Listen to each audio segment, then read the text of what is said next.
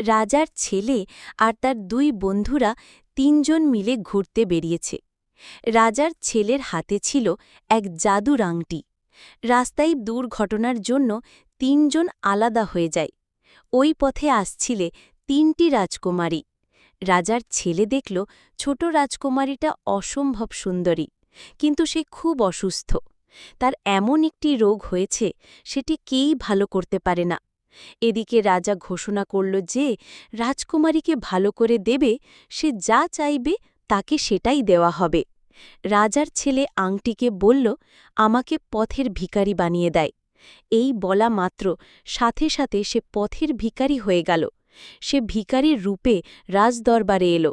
রাজাকে বলল, আমি রাজকুমারীকে ভালো করে দেব, তার বদলে আমি যা চাইব তা পাইব তো? রাজা বলল, আমি কখনো মিথ্যা বলি না, অবশ্যই তুমি যা চাইবে তা পাইবে। রাজার ছেলে ভিখারি বলল, তোমরা সবাই বাইরে যাই। রাজা সকলকে বলল, চলো বাইরে যাই।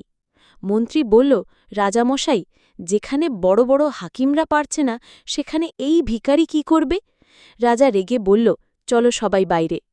সবাই বাইরে যাবার পর ভিখারি দরজাটা দিয়ে জাদুর আংটিটা বের করে বলল, রাজকুমারীকে ভালো করে দেয়।